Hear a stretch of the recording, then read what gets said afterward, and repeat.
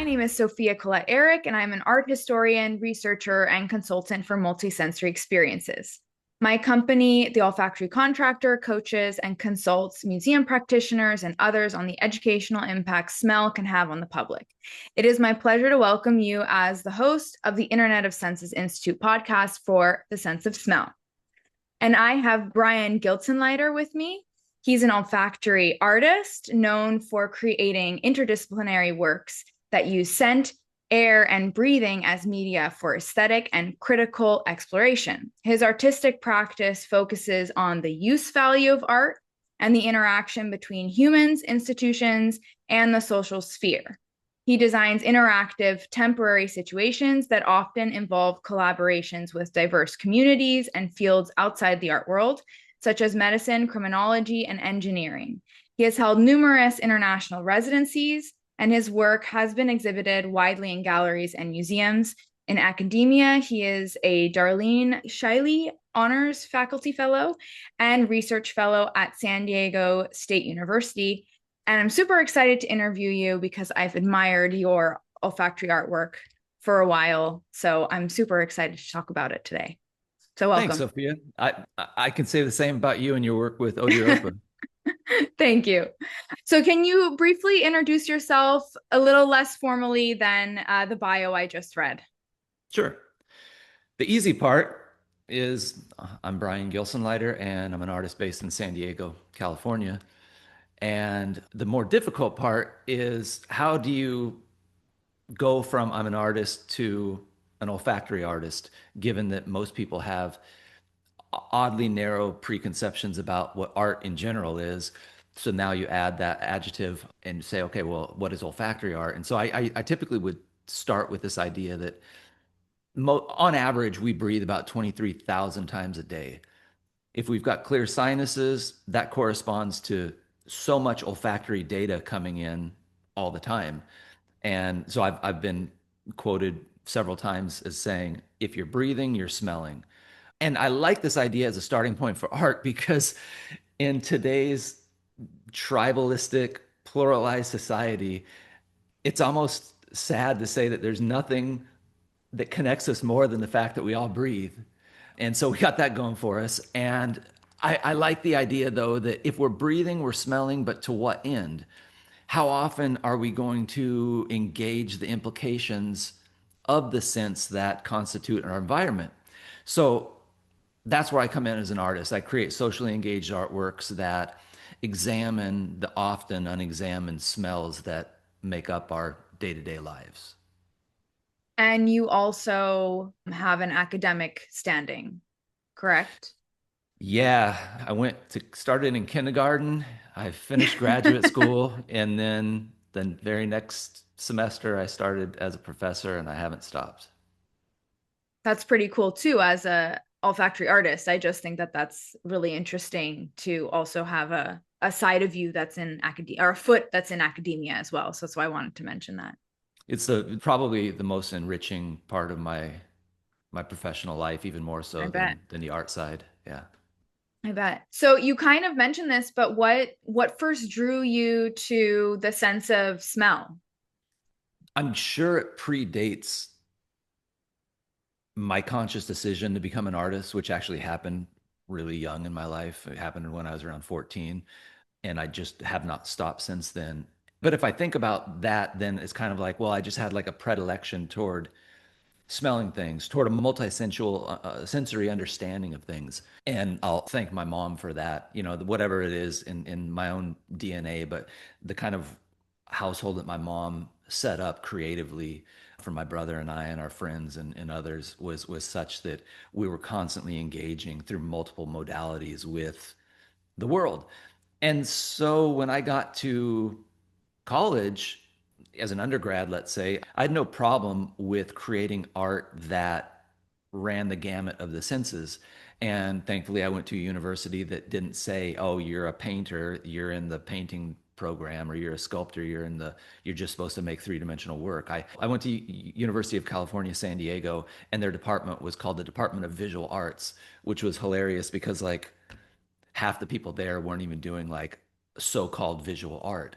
They were conceptual artists, poets, performance artists, sound people, and they were doing this broad stuff. And so I started to think about the legacy that they left for me as a post-conceptual artist. And it had to do a lot with this concept in art history called the dematerialized art object, which was a phrase I think that was coined by our historian Lucy Lepard back in the 60s to kind of describe art that had more to do with concept and process than it had to do with the physical final object.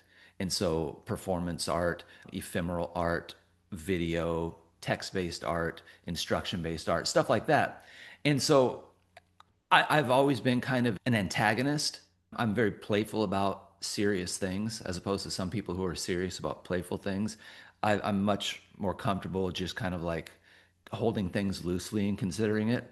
And so, with as it relates to smell, I looked at dematerialized art and I said, how stupid is this? There was still somebody sweeping up after them, an art historian or a gallerist, and then selling whatever material was left. And so my first foray into olfactory art that was like really, really serious started in 1998. And I was using parody as a form to talk about the problematics of the legacy of dematerialized art. So all that's to say is I was creating fragrances and soaps and other things that would dematerialize, but that were very pleasurable, which at that time, culturally in the kind of Western art world, the domestic, the pleasurable, the aesthetic, but also very much like the consumable was not popular. So I started in smell in a very like cynical way Mm. and thinking that, smell was just a gimmick. But then I had to come to terms with the fact that I've always been interested in it and that why not take it seriously? And it happened to galvanize with a lot of the scholarship happening in the early part of the 2000s, you know. Interesting. So when you said that you did sort of a parody, what do you mean by that? Do you mean that the perfumes were a bit fleeting, or the fragrant materials would oxidize and so they weren't able to be preserved? Is that what you mean? Or do you mean something else? I was hoping you wouldn't ask that question because Oh, this. sorry. No, no, no, I'm teasing.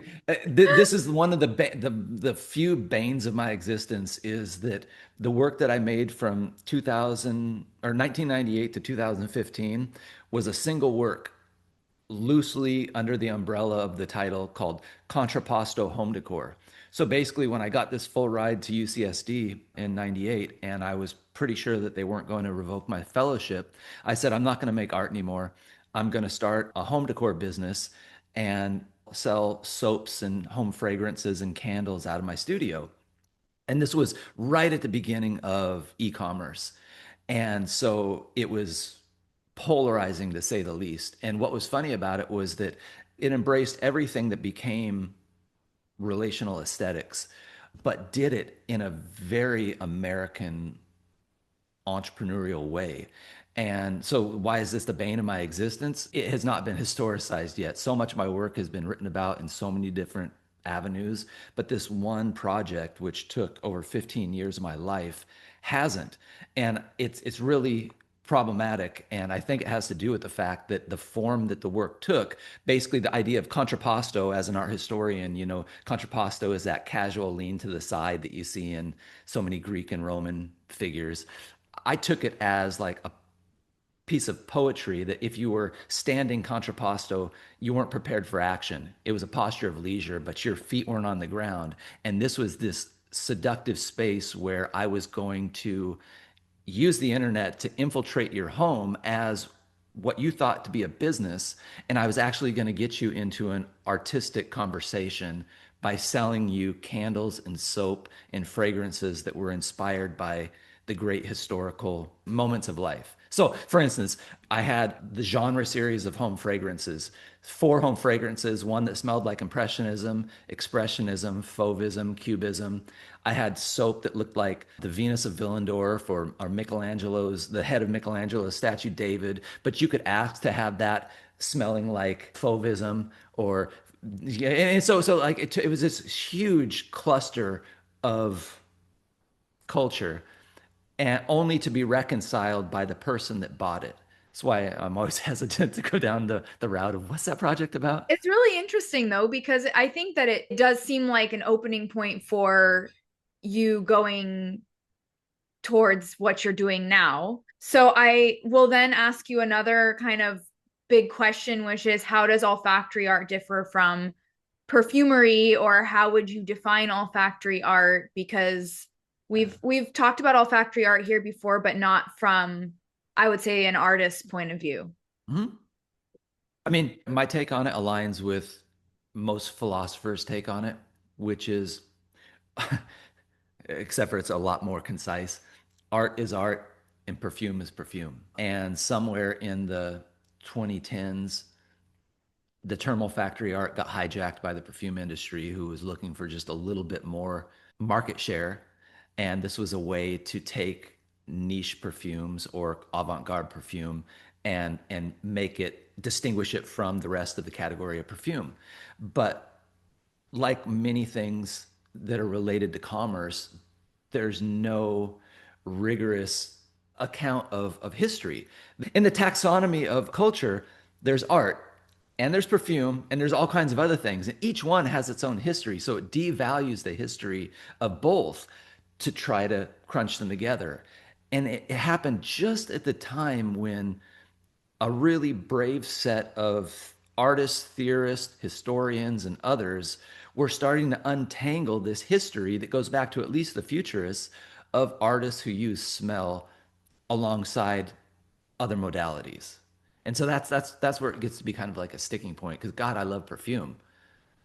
And I'll say this because on the horizon, I've got a perfume project that actually off air I want to talk to you about that is an artwork. So after I say this, I'm gonna say that if an artist makes a perfume as an artwork, it can also be an artwork. Yeah. So frustrating. But it's also interesting for me because like I don't consider when you work with smells in the museum or in the cultural heritage sector in the way that I do or others who are working like me, I don't consider that olfactory art and I don't consider it perfumery.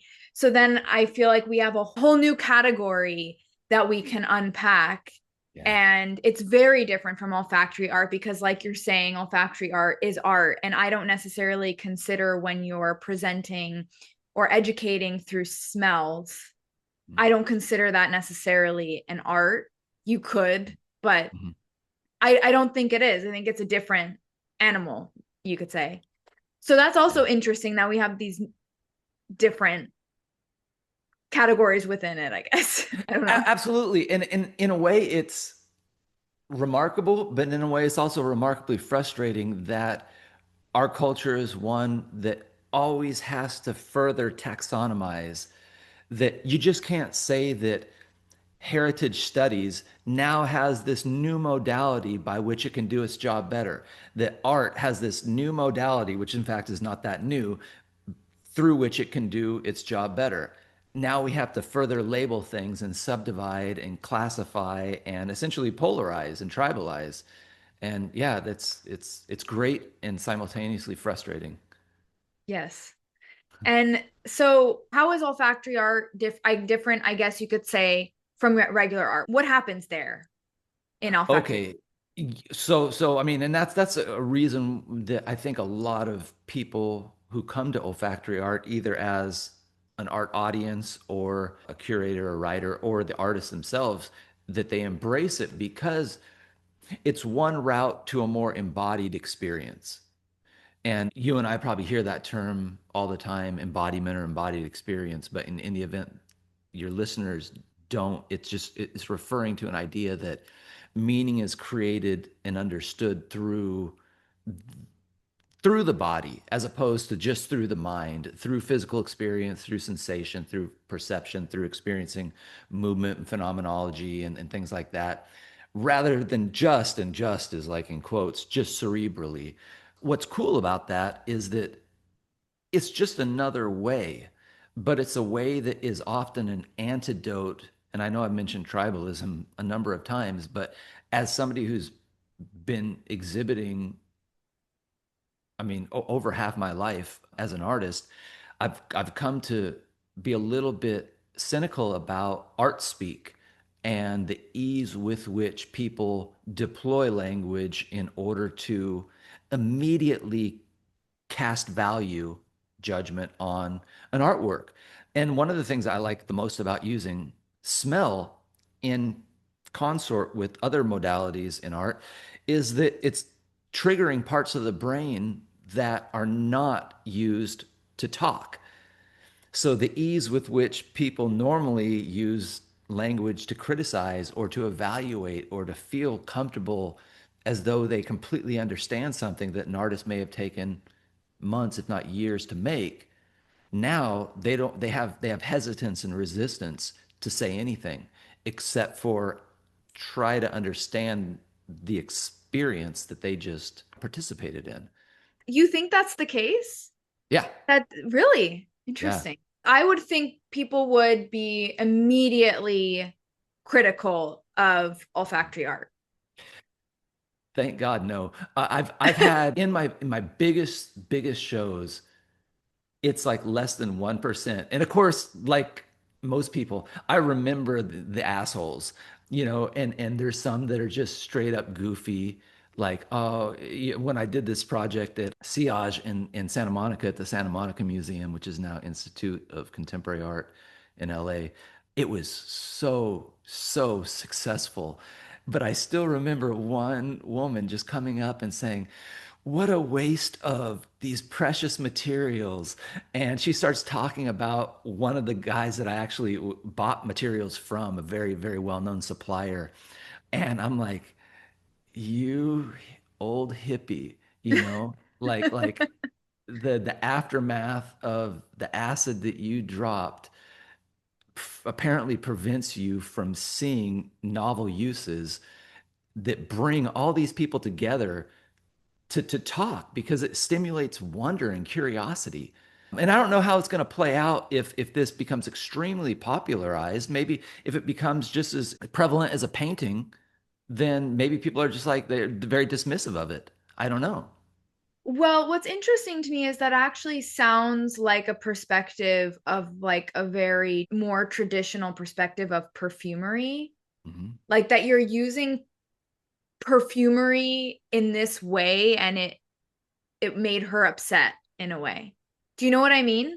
Like that perfumery is supposed to be in a certain box and you have Yeah. taken it out of that box and she didn't like it. That's what it sounds like to me, which is kind of interesting because then you're thinking about someone who is actually interested in scent and sensory storytelling or scent storytelling, but they're actually critiquing you because you're using it in a certain way, which at the end of the day, in my opinion, is great.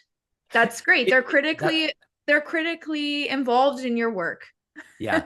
Yeah, and compared to the opposite, which would be people that are dismissive of scent in general. Yes. The other Sillage I did, well, I've done three, but the other one I did in Baltimore, I actually got introduced to a curator that had nothing to do with the project, but whose little like idiosyncratic part of the museum really interests me. And so I was really excited to meet this person, and they showed me around their project, and I just wanted to know about their work. And at the end, I'm walking out, and that person was like, oh, by the way, your project is going to fail. It's completely baseless. And it was so funny because like as I turned around to confront this person was right when my handler entered the gallery. And I was just like going off. And Oh I no. literally like grabbed the back of my shirt, like, okay, Brian, we got to take you somewhere else. And again, it was very, very successful, well written about, and essentially historicized.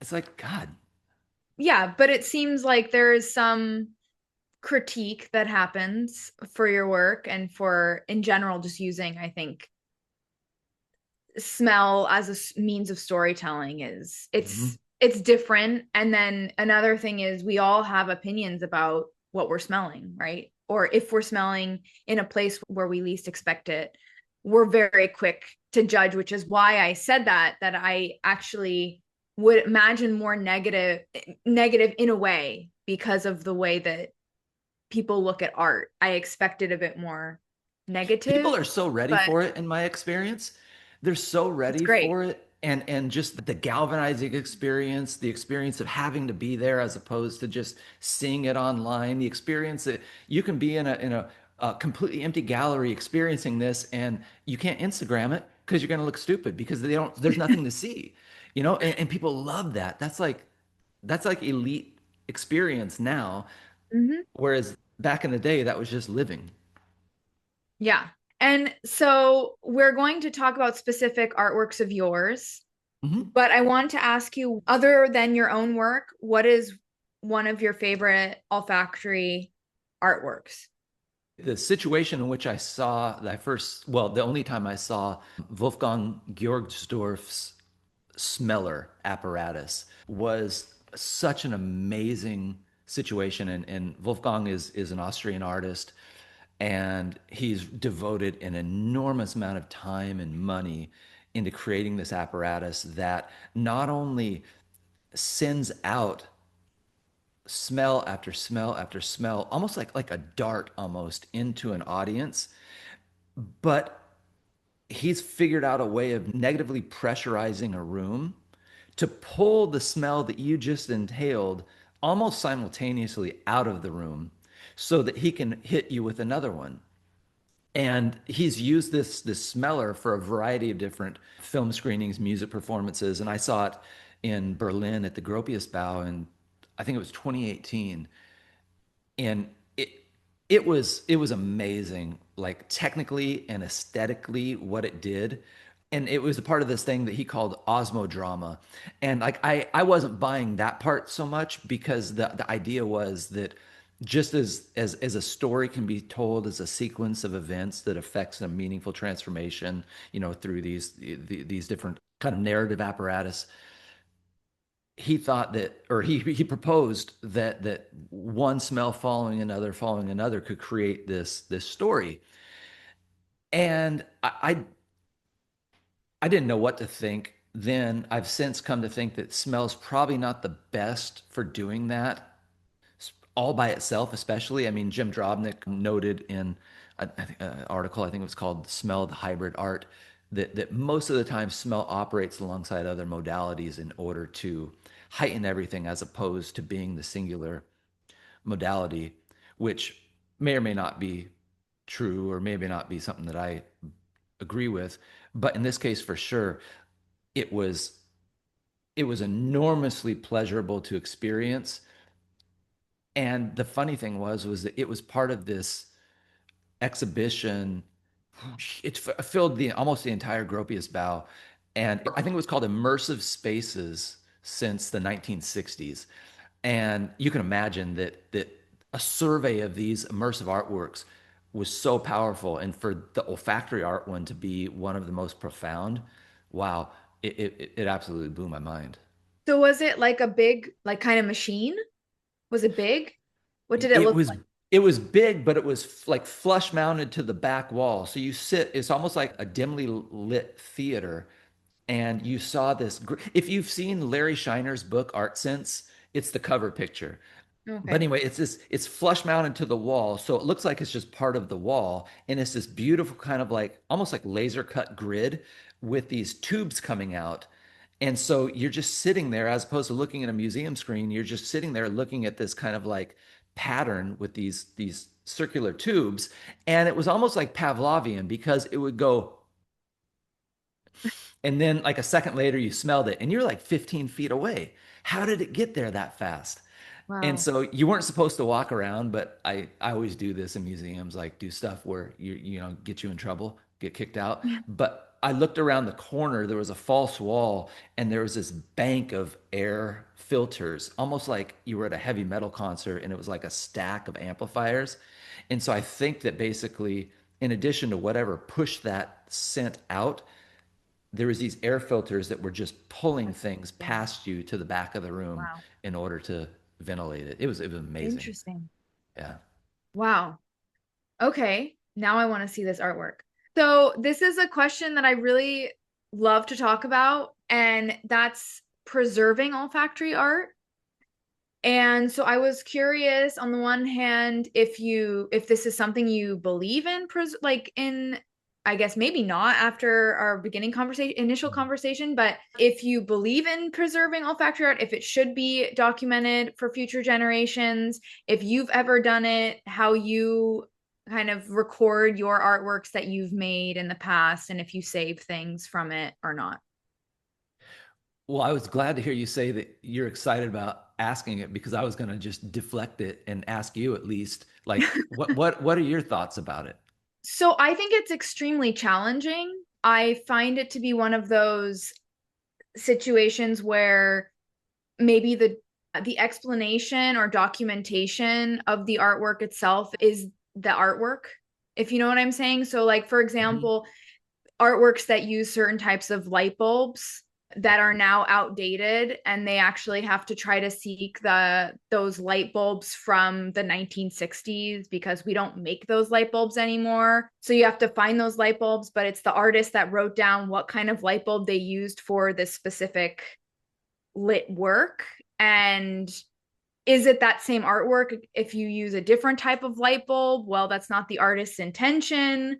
So I don't know if I just made any sense, but that's kind of how I feel about olfactory art, is that actually the documentation of its creation is the important piece. And Yeah. then you could technically recreate it. I think they've done that in New York City. There's an artwork that was created that they created from an artist who was deceased. So I know it's possible. But that's kind of how I feel about it. And I don't know if that's because I'm coming from the background of historic sense, and that you could actually, if you wanted to have a documentation of history and of scent history, and write that down and have a record of that, and that would actually be just as valuable as the scent itself. That could be the perspective I'm coming from. Yeah, that's basically what I have to say about it. No, it was brilliant. It not just nothing. I mean, that encapsulates the problem. If you were to see it as that, I mean, I think it was like Duchamp who said, "There's no solution because there's no problem," and I laugh at that because like God, for as many things that he said that were spot on, like that doesn't work these days. It is interesting to note that with our culture, and let's say that art, as I've been talking about it, as we've been talking about it, operates under a certain post-enlightenment fantasy, and I've used the word taxonomy.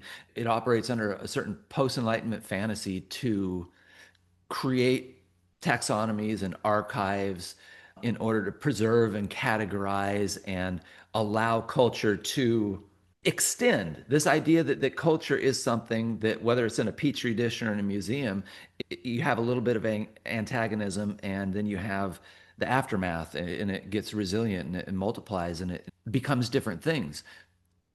The problem is that a lot of people are criticizing the Enlightenment for having all these blind spots.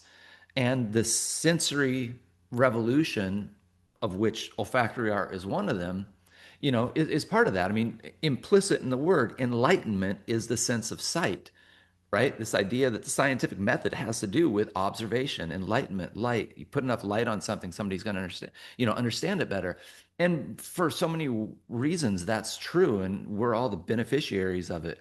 But if part of what the sensory studies revolution has done is to say, you know what, there's limits to this stuff, and let's not be so fetishistic about protecting it.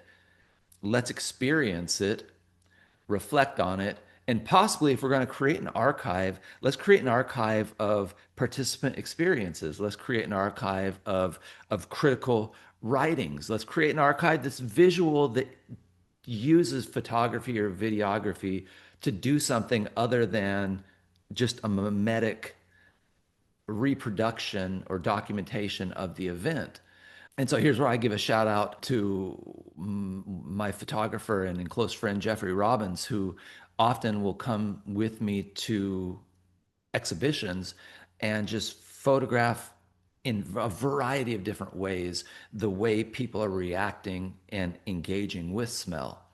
Now, that said, we're in my studio, and in back of the flat files, there's two different refrigerators that I have my scent organ in.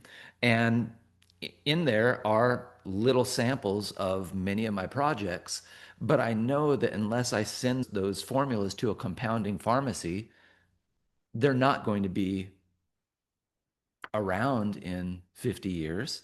They'll have to be reproduced, but that, as you well know, that says that the synthetic materials, become hazardous and go off the market. That says that the natural materials, they're not going to be ever reproduced in the same exact way. So what's the big deal? And this is coming from a guy that I'd much rather be in the history books than I would rather be wealthy. I want the artwork to matter and to make impact, but let's be reasonable. But couldn't it be then that your work is discussed, but maybe not physically preserved, I guess Yeah, is what you're saying. Like if you were to put it in a precisely. book, olfactory art in a book is photographs or documentation of the artwork itself, which is kind of what I mean. I mean, it would be really cool if we could also have a scent actually preserved. But like you said, there's plenty of challenges around that. But that would be really cool too. It would, and but that's also where the is as much as I want to point out the blind spots in post Enlightenment culture, I also believe in it. This idea that I can say I'm 2 degrees separated from John Cage. One of my idols, just based on the professors that mentored me. You create that legacy, and I would love it that if I had that kind of impact for somebody else that did a project 100 years from now and say, okay, well, this is based on something that somebody was influenced by Brian, and I'm creating this. You don't need anything more than that. I mean, the Venus de Milo, just falling apart, eh, let's not worry about it. Art's use value changes so quickly that I don't know if the general public can keep up with it. Yeah. To me, it's like a really fascinating topic. I mean, in general, like preservation is an interesting topic, but like of olfactory art, which is fleeting and in itself is very fascinating. Okay, so can you tell us a bit about some of your artworks? Maybe some of the themes in your artworks or your favorite, however you want to share. Well, so I'm not the kind of person that has like things in my studio that's like motivational things on my wall, but I have this little post-it note that I wrote like from the look of this thing is it's like starting to degrade like years and years ago.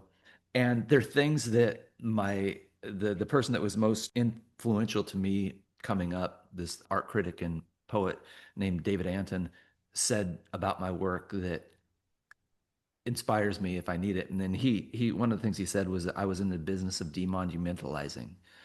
And I like that idea, and it's always stuck with me. And so as an artist, I'll create open systems that require participation or collaboration so that when the art audience decides to buy in and go from spectator to participant, that they bring something to the piece.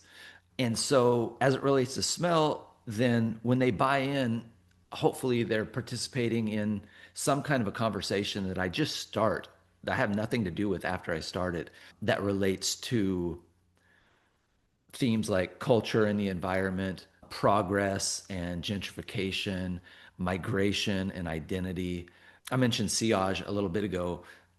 It's a good example where it took like each time I've done it, it takes about 6 months of work for a one-day event.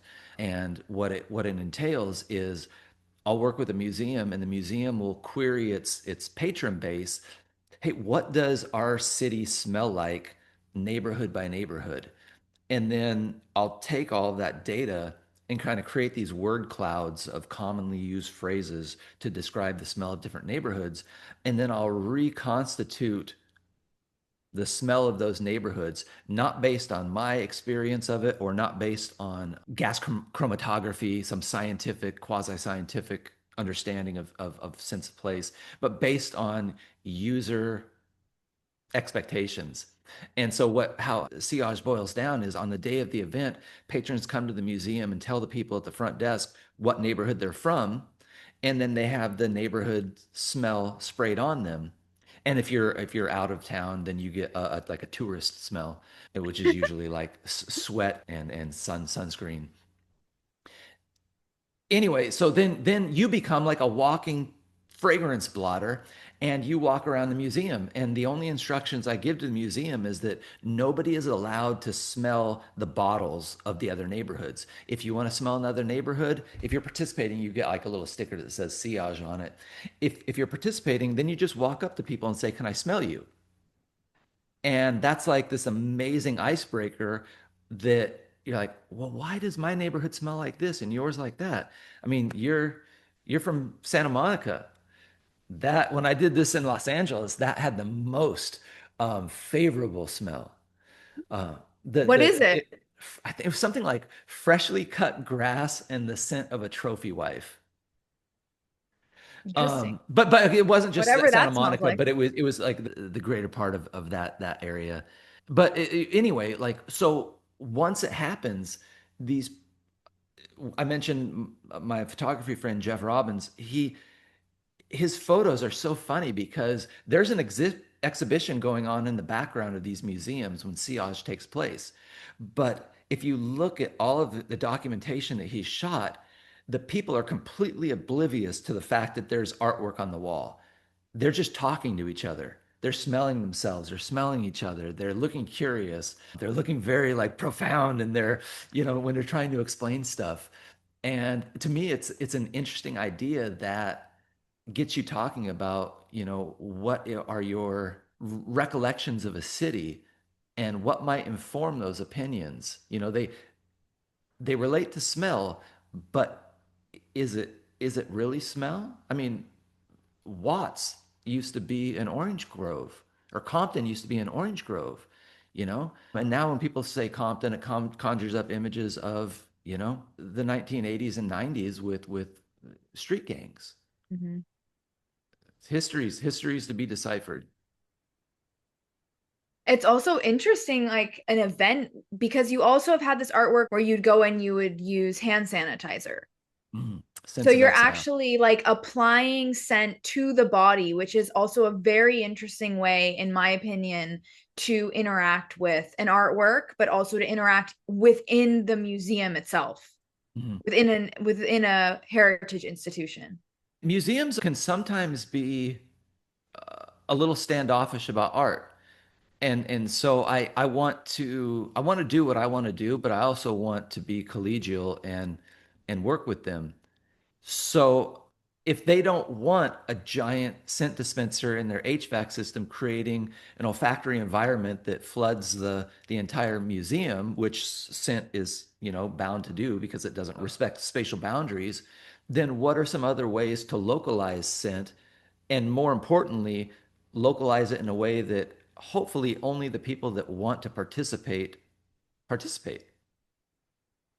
Yeah, I think it was Peter de once told me that one of the best people to talk to about scent distribution are olfactory artists, because you guys have experimented so much with Yeah, ways of distributing scents in various places that you're really good people to talk about it with. absolutely. It's so funny too because I'm so grateful to any museum professional who sincerely said, we want to work with you, but we've got, certain expectations. Hmm. Great. That's a creative challenge. Artists always work like that. Yeah. I really wanted to, before we go, I wanted to ask you about your teaching. So, what topics do you teach? Do you integrate olfactory methods and techniques into your teaching? So, that was a question I had for you. Interesting question. I mean, for many years, I was based in an art department. And when I moved to San Diego, I left my tenured job as a professor in an art department to come down here.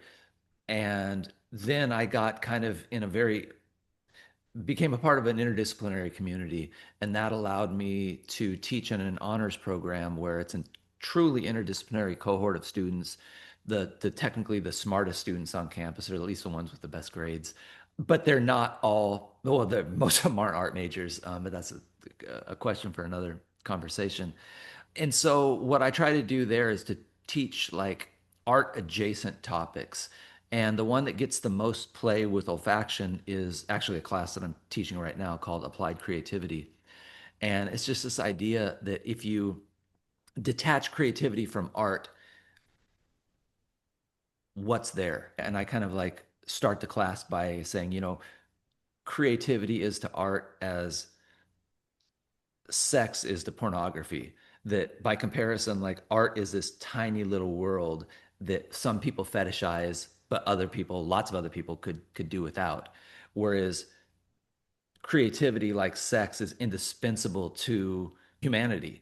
And so, what better place than there to introduce conscious breathing? To go full circle on our conversation, what better place than there to introduce conscious breathing, where we're doing this and we're thinking with our senses, as opposed to just, to paraphrase Ken Robinson, the great educator, he said something like, some people think that our bodies are just there to move our head from one place to another. Whereas, a lot of my curriculum in applied creativity is to think with our entire body. Yeah, and that you can, I'm assuming also that these ways of your senses also lead to ways of knowing, to new ways of knowing. Absolutely.